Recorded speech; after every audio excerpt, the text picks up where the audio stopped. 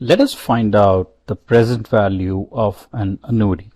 Now this is a 6-period annuity, as we can see from cash flows, and we can find out the present value of each cash flow and then add up all those present values to get a single consolidated present value. Or in Excel, we have the facility of using a single function. So we'll look at both of these at a time. So time, cash flow, and then cash flow is abbreviated CF, and then PV of each CF, so present value of cash flow at time t, and then the last column is, we'll not use the formula, so let's just go, this is a 6-period annuity, and the rate I believe is 10%, yes, so equals up arrow plus 1, Control D, 3, 4, 5, 6. Control D basically pastes the formula down. At time t equals 0, we get nothing. That's the idea. At time t equals 0, we just sign the contract. And that means that the annuity is in force. That means we'll either pay or receive the $100. And then this will happen at every period for 6 periods. So it's called a 6-period annuity for that reason. So we have these 6 cash flows occurring at the end of each period. And then let's just put interest rate here. So interest, and then let's put the fancy arrow, Alt N U, symbol, insert symbol, close, interest is 10%.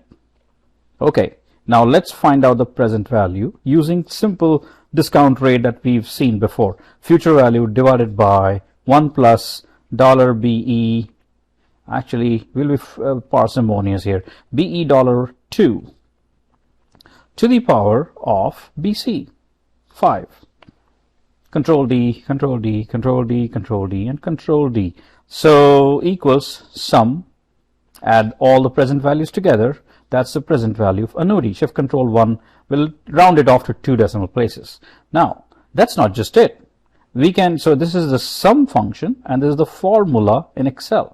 So, okay, let's just see, we'll write Excel formula. And the Excel formula is just something as PV.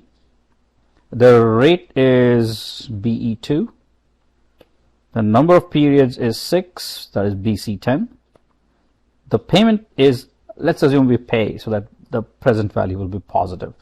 So we pay $100 each period, future value is 0, nothing at the end, and then type is 0. Voila, same answer, 435.53. So the beauty of Excel is that we don't have to put a full-fledged demonstration like this, lay out all the cash flows, show them in the chart. No, we just need the numbers. So simply speaking, what we do is, what is the value of cash flow? What is the value, how many number of periods, and what is the rate of interest? R is 10%. So all you have to do is say PV, and then equals PV, number of periods, rate, number of periods, payment, future value, and type. The only problem is the sign notation is pretty weird in Excel. It always treats all present future values as a loan. So it essentially means that if we pay $100 for 6 years, then we receive the present value today. And so that's the explanation of this whole table. Thank you for listening.